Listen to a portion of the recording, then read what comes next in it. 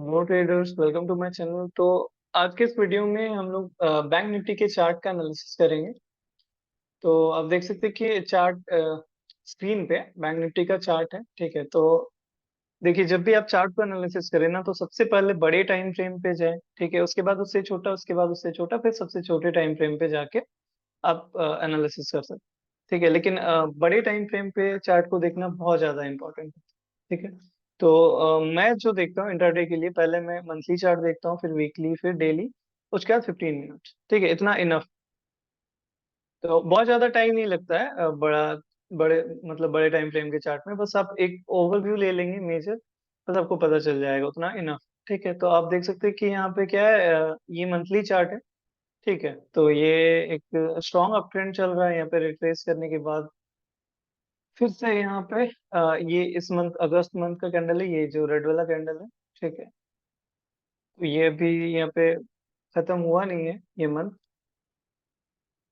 तो अगर आप देखें, तो अगर ये रिट्रेसमेंट है तो हो सकता है कि रिट्रेसमेंट और थोड़ा सा हो सकता है। ये पहला रेड कैंडल है। ठीक है, तो ठीक है, मंथली से कुछ खास तो बहुत ज्यादा पता नहीं चल रहा है। अब हम लोग वीकली में आएंगे।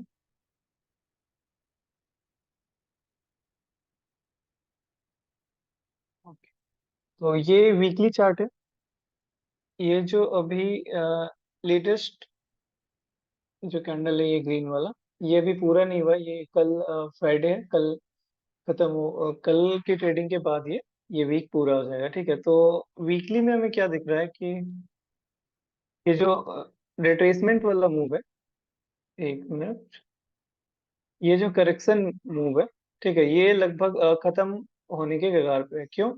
क्योंकि यहाँ पे हमें एक कौन सा फॉर्मेशन दिख रहा है, ये मॉर्निंग स्टार फॉर्मेशन। ठीक है, एक बड़ी रेड कैंडल, फिर एक छोटी कैंडल। ठीक है, उसके बाद एक ग्रीन कैंडल।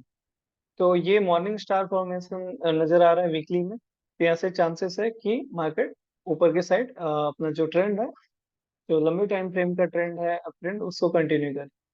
चांसेस है, देखिए, आपको कंफर्म बिल्कुल भी नहीं होने, क्योंकि ये वीक का जो कैंडल, ये खत्म नहीं हुआ है, कल फ्राइडे।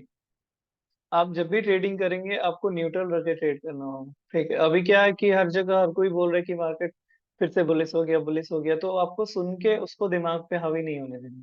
आप अपना खुद का एनालिसिस कीजिए, देखिए कि क्या वो चीज चार्ट पे दिख रहा है, उसके बाद उस पे आप काम कीजिए। ठीक है, होता है क्या है कि आप दूसरों के वीडियोस देखते हैं, तो अच्छी बात है, वीडियोस देख के बहुत कुछ सीखने को मिलता है, लेकिन वो चीज ना दिमाग पे हावी हो जाती है। कि कोई जैसे कोई लेवल देता है ना, इस लेवल के बाद ऊपर जाएगा या यहाँ से नीचे जाएगा, तो आप खुद के एनालिसिस पे बिलीव नहीं करते, अपने एनालिसिस से ज्यादा जो आपने सुना है उस पे बिलीव करते। ठीक है, तो वो प्रॉब्लमेटिक है, उसमें दिक्कत हो सकती है। क्योंकि आपको ट्रेडर बनना है, तो यहाँ पे आपको खुद ट्रेडर बनना है। आपको कोई और, किसी और को फॉलो करके, एकदम 100% फॉलो करके आप अच्छे ट्रेडर कभी नहीं बन सकते। ठीक है, तो आप देखिए कि वो क्या बता रहे हैं, आप उसके पीछे का रीजन ढूंढिए कि क्यों बता रहे हैं ये लेवल या कुछ भी, क्यों बता रहे हैं। ठीक है, और क्या वो सच में लेवल इंपॉर्टेंट है, इस तरह से उसका एनालिसिस कीजिए। ये नहीं कि उन्होंने कोई बोल दिया कि 44,500 इंपॉर्टेंट लेवल है, यहाँ से मार्केट ऊपर जाएगा, तो दिमाग में बैठा लिया कि हाँ, यहाँ से मार्केट ऊपर जाएगा, और उसी हिसाब से ट्रेड कर। ऐसा कभी भी नहीं कर।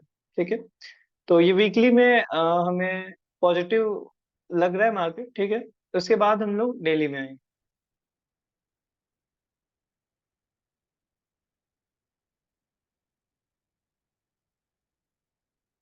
ये डेली टाइम फ्रेम का चार्ट है। ठीक है, ओके। तो डेली में, जैसे मैंने आज वीडियो बनाया था, तो उसमें भी बोला था कि ये जो लेवल था 44,000 230, 20-30 के लेवल को क्रॉस करने के बाद एक अच्छा मूव आएगा, और यहाँ पे एक अच्छा मूव आया भी। ठीक है, तो आज का, तो आज काफी अच्छा मूव हमें मिला है यहाँ पे, 150-200 पॉइंट का। बहुत एक तरफा मूव था। ओके, तो डेली चार्ट में अब हम अगर देखें, तो यहाँ पे क्या लग रहा है, एक,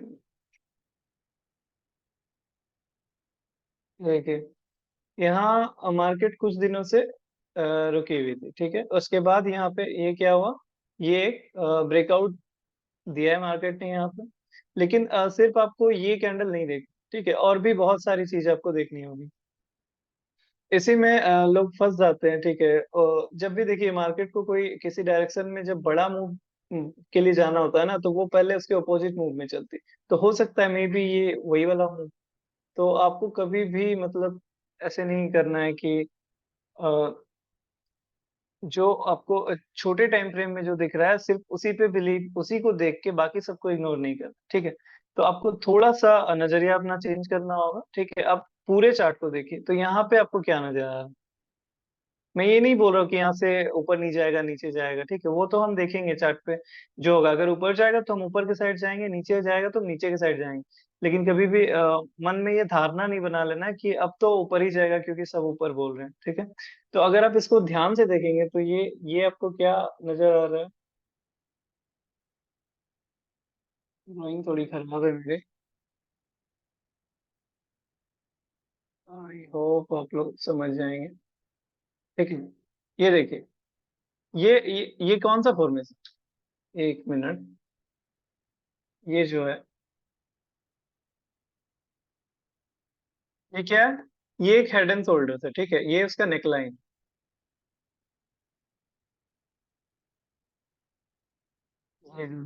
ओके। तो ये एक head and shoulders pattern bank Nifty ने बनाया है, ठीक है। देखिए बहुत लोग बोलेंगे कि एग्जैक्ट नहीं है, ये शोल्डर इतना ऊपर है, तो एग्जैक्ट कभी नहीं बनता है चार्ट, ठीक है ना। तो थोड़ा बहुत इधर उधर होता है। तो ये यहाँ पे एक हेड एंड शोल्डर्स पैटर्न बना हुआ है। और अगर आप देखेंगे तो यहाँ पे ये नेकलाइन, नेकलाइन बोलते हैं इसको हेड एंड शोल्डर्स में। ये एक शोल्डर हुआ, ठीक है। ये दूसरा शोल्डर, ये हेड, और ये जो है ये नेकलाइन मतलब गर्दन, ठीक है। तो आप देखेंगे कि आज जो मार्केट है एग्जैक्ट नेकलाइन के पास आई है और वहीं पे क्लोजिंग दिया मार्केट, ठीक है। ये ये जो लेवल, ओके। तो अभी तक इसको क्रॉस नहीं किए। और हेड एंड शोल्डर्स जो लोग जानते होंगे, पढ़े होंगे, तो उनको पता है कि जब भी वो नेकलाइन को ब्रेक करता है तो उसके बाद एक बार रीटेस्ट के लिए मार्केट वहां पर आ सकता है, ठीक है। या तो ये सीधे यहाँ से मूव देगा बड़ा, या तो एक रिटेस्ट करने के लिए नेकलाइन के पास आएगा, नेकलाइन को छूने के बाद फिर यहाँ से एक मूव मिलेगा हमें, ठीक है ना। तो यहाँ पे हमें एक नेगेटिव साइन दिख रही है, ठीक है, कि ये नेकलाइन के पास है, एक हेड एंड शोल्डर्स के जैसा पैटर्न दिख रहा है, ठीक है। तो इसको भी हमें ध्यान में रखना है। इसका ये मतलब नहीं कि हेड एंड शोल्डर, देखिए कोई भी पैटर्न जब बनता है ना, तो दो दो चांसेस होते हैं। या तो उसका उसका या तो वो पैटर्न काम करेगा या तो वो नहीं करेगा, यानी कि वो पैटर्न क्या हो जाएगा, फेल हो जाएगा, ठीक है। तो देखिए जब भी कोई पैटर्न काम करता है ना, तो वहां पे हमें ठीक ठाक रिटर्न मिलता है। ये तो सबको पता है कि पैटर्न जब काम करता है, यहाँ से ये नीचे जाएगा तो यहाँ पे लगभग यहाँ से यहाँ का जो लेंथ है उतना बड़ा रिटर्न हमें मिल जाएगा, ठीक है। लेकिन जब पैटर्न काम नहीं करता है ना, जब पैटर्न फेल होता है, तो हमें उससे भी अच्छा रिटर्न मिलता है, ठीक है ना। तो आपको इस पे घबराना नहीं है कि यहाँ से मार्केट अब ऊपर शायद नहीं जाएगा। अगर मार्केट ये जो हेड एंड शोल्डर्स है इसको फॉलो करती है और मार्केट नीचे आती है, तो हम इसी को फॉलो करेंगे, नीचे की साइड का ट्रेड लेंगे। अगर ये जो हेड एंड शोल्डर्स है ये फेल हो जाता है और मार्केट ऊपर की साइड आ जाती है ना, तो यहाँ पे एक और अच्छा मोमेंट हमें देखने को मिलेगा। क्यों? क्योंकि यहाँ पे यहाँ क्या होगा ना कि, एक मिनट, ओके। तो यहाँ पे क्या होगा, अगर हेड एंड शोल्डर्स यहाँ फेल होता है तो यहाँ पे बहुत तेज मूवमेंट देखने को मिलेगा, क्योंकि यहाँ पे बहुत ज्यादा बायर्स लोग एक्टिव हो जाएंगे और जो भी एसएल होगा वो उनका कट जाएगा। और यहाँ पे एक और चीज है जिसके लिए मैं बोल रहा हूँ कि यहाँ बहुत लोगों का एसएल होगा, अभी भी बचा हुआ होगा। क्यों? क्योंकि अगर यहाँ पे हम डेली में फिबोनाची को लगा के देखें, ठीक है,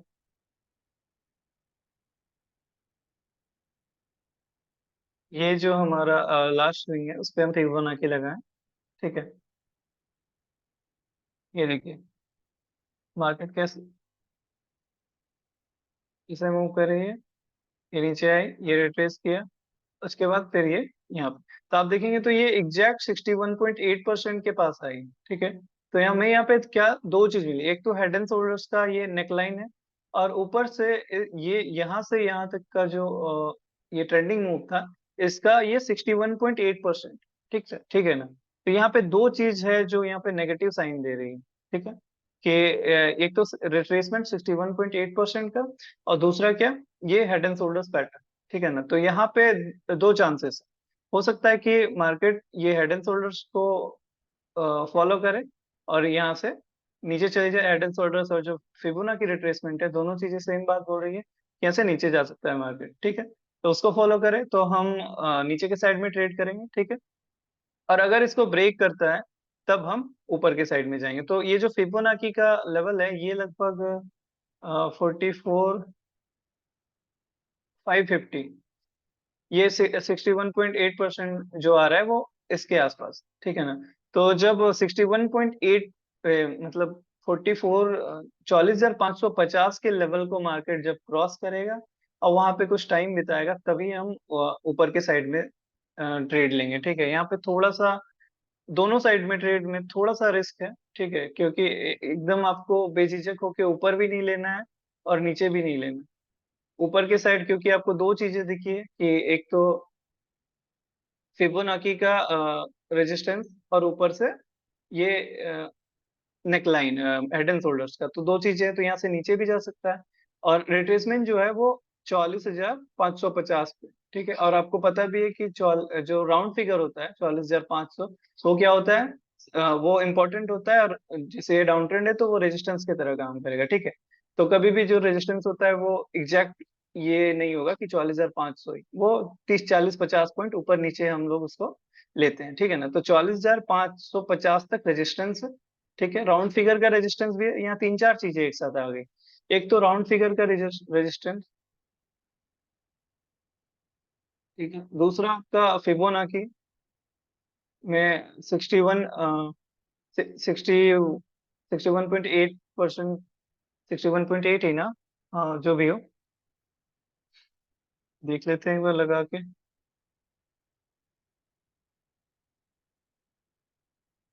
हाँ 61.8 ही होता है जो इम्पोर्टेंट होता है। 61.8% का यहाँ पे आपको रेजिस्टेंस, ऊपर से आपको क्या, नेकलाइन जो इसका हेड एंड शोल्डर्स का। तो ये तीन चीजें यहाँ पे है जो कि मार्केट को नीचे लेके आ सकती है, ठीक है। तो जब तक यहाँ पे मार्केट 44,550 को क्रॉस करके यहाँ ट्रेड नहीं करती है, ठीक है, तो यहाँ पे ऊपर के साइड मैं तो इंटरेस्टेड नहीं हूँ बीच में। अभी जो है 44,480 के पास है मार्केट, और मैंने कितना बोला है, 44,550, यानी कि 70 पॉइंट। उस 70 पॉइंट में मैं ट्रेड नहीं करने वाला हूँ। क्यों?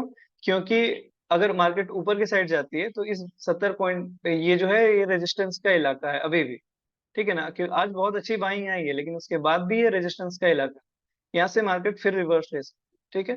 तो जब 550 के ऊपर जाएगी मार्केट तब मैं वहां पे बाइंग साइड में एंट्री करूंगा फुल फ्लेज में, फुल क्वांटिटी के साथ। उसके बाद मार्केट ऊपर जाएगी और हमें एक वन वे मोमेंट देखने को मिल सकता है, ठीक है। लेकिन 550 के बाद, और वहां थोड़ा सा टाइम बिताना चाहिए, या प्राइस एक्शन बना के 550 को क्रॉस करें, या गैप अप होके वहां पे टाइम बिताए, तो वहां पे हमें एक वन वे मोमेंट अच्छा खासा देखने को मिल सकता है जो इसको 44,950 के आसपास तक ले जा सकते, ठीक है ना। तो कल भी हो सकता है अगर 44,550 को ब्रेक करे मार्केट, तो एक वन वे और अच्छा मूवमेंट आ सकता है। तो यहाँ पे हम लोग क्या करेंगे कि टारगेट जो होगा वो थोड़ा बड़ा रखना है आप लोगों को, ठीक है। क्वांटिटी भी फुल ट्रेड करेंगे जब 44,550 को मार्केट क्रॉस कर देगी तब, ठीक है। 15 मिनट पे भी देख लेते हैं क्या है। देखिए ऐसा जब भी होता है ना मार्केट, जब इतनी बड़ी बाइंग आती है ना, तो चांसेस है कि नेक्स्ट डे भी इसी तरह की बाइंग है, ठीक है। या तो एक बड़ा गैप अप हो जाए या बाइंग है, लेकिन यहाँ पे रेजिस्टेंस है तो यहाँ पे हमें थोड़ा सा सावधान रहना है।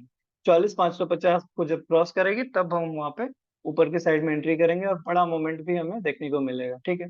और एक चीज हमेशा याद रखना है कि अगर यहाँ पे 400-500 पॉइंट का गैप अप हो जाए, जो कि चांसेस है कि शायद कल गैप अप हो जाए, तो अगर ये बड़ा गैप अप हुआ, मतलब 350 से 500 के बीच का अगर बड़ा गैप अप होता है 400-500 पॉइंट का, तो वहां पे हम कुछ भी नहीं करेंगे जल्दबाजी, ठीक है। वहां पे एक्चुअली होता क्या है कि प्रीमियम का जो प्राइस होता है ना वो बहुत हाई हो जाता है, कॉल का भी पुट का भी। ये मत सोचिएगा कि गैप अप हुआ तो पुट का प्राइस कैसे हाई हो गया। वॉलेटिलिटी आप लोगों को पता है कि ऑप्शन का जो प्रीमियम है उसमें चार पांच पांच छह चीजें होती है जो जिससे वो प्रीमियम बनता है, ठीक है। तो उसमें वॉलेटिलिटी भी होती है, तो जब इतना बड़ा गैप अप होता है ना तो वॉलेटिलिटी के कारण वो बहुत हाई हो जाता है, तो पुट का प्राइस भी हाई हो जाएगा, कॉल का प्राइस भी हाई हो जाएगा, दोनों प्राइस बहुत हाई हो जाएंगे। तो वहां पे कुछ भी नहीं करना है हमें जल्दबाजी में। वहां वेट कीजिए, मार्केट को थोड़ा वहां पे कंसोलिडेट करने दीजिए, टाइम लेने दीजिए। उसके बाद अगर कोई छोटा मोटा ट्रेड मिलता है तो एकदम कम क्वांटिटी के साथ वहां पे हम लोग ट्रेड करें, ठीक है। तो अगर कल गैप अप होता है तो बिल्कुल भी वहां पे जल्दबाजी नहीं कर। 15 मिनट के चार्ट में अगर देखें तो सेम चीज है जो मैंने बोला कि 44 550 जो है वो एक रेजिस्टेंस है। उसको क्रॉस करने के बाद अगर हम देखें तो ये कहाँ तक जा सकता है। उसके बाद 44 800 का हम लोग फर्स्ट टारगेट रख सकते हैं, ठीक है। कल जो है आप लोगों को अगर मार्केट फ्लैट खुल के एक प्राइस एक्शन बना के 550 को क्रॉस करती है तो वहां पे हमें एंट्री करनी है। और टारगेट हमें टारगेट कल के लिए बड़ा रहेगा, ठीक है। कल हो सकता है कि 100 100 150 पॉइंट वन वे मोमेंट आप लोग को मिले। तो टारगेट आप लोगों को बड़ा रखना है, और 550 को क्रॉस करता है तो 800 आप फर्स्ट टारगेट रख सकते हैं। और उसके बाद 800 को क्रॉस करता है तो 950, मतलब 44 950, ये दो टारगेट आप लोग रख सकते हैं। और गैप डाउन अगर मार्केट खुलती है तो वहां पे हम लोग वेट करेंगे, प्राइस एक्शन कुछ बनेगा, ठीक है, प्राइस एक्शन या जोन, तो उसके हिसाब से ट्रेड लेंगे। तो यहाँ पे थोड़ा सा कंफ्यूजन है, ठीक है, इसलिए जो भी बहुत लोग बोल रहे हैं कि यूट्यूब वगैरह पे इधर उधर की अब तो मार्केट बहुत बुलिश है, अब तो यहाँ से ऊपर ही जाएगा, बहुत लोगों ने होल्ड भी किया है। एक्चुअली मैं भी होल्ड करने वाला था, लेकिन जब मैंने देखा, और देखिए होल्ड करने से पहले हमेशा एनालिसिस करनी चाहिए, और हर टाइम फ्रेम पे, नहीं तो गड़बड़ हो जाती, ठीक है। इस चक्कर में मैंने भी बहुत लॉस किए हैं शुरुआती दिनों में, ठीक है। एनालिसिस करता नहीं था, 5 मिनट का चार्ट देख के आज तो बुलिस है कल भी बुलिस है, वैसे नहीं होता है, ठीक है ना। तो आपको जो बड़ा टाइम फ्रेम है वो हमेशा नजर में रखना होता है, ठीक है। तो कल आप लोग थोड़ा सावधान रहिएगा। और अगर ऊपर के साइड मूवमेंट आती है तो बड़ा मूवमेंट मिल सकता है 44 550 के ऊपर, तो उसके लिए रेडी रहिए, ठीक है। और नीचे के साइड अगर मार्केट आती है तो यहाँ पे हम बड़े मोमेंट के लिए नहीं जाएंगे, ओके। वही जो अपना 60 से 80 पॉइंट जो भी छोटा मोटा मूवमेंट मिलेगा और कम क्वांटिटी के साथ, लेकिन अगर ऊपर जाता है तो हम क्वांटिटी भी ज्यादा रखेंगे, और अपना जो टारगेट होगा वो भी बड़ा रखें, ठीक है। और बहुत ज्यादा गैप अप या बहुत ज्यादा गैप डाउन मार्केट कल खुलती है तो वहां पे हम लोग कुछ भी नहीं करेंगे, वहां वेट करेंगे। और जो भी होगा, अगर आधा घंटा 1 घंटे के बाद अगर कुछ बनता है वैसा ट्रेड लेने लायक सेटअप, तो वहां पे हम बहुत ही कम क्वांटिटी के साथ, मतलब अगर आप 100 क्वांटिटी से नॉर्मल डे में ट्रेड करते तो वहां पे 25 से 30 क्वांटिटी के साथ वहां पे ट्रेड करें, ठीक है, 30%। क्योंकि गैप अप गैप डाउन जब बड़ा होता है तो वहां पे मूव नहीं करता फिर, ठीक है। ओके, तो फिलहाल इस वीडियो में इतना ही। Thank you so much for watching.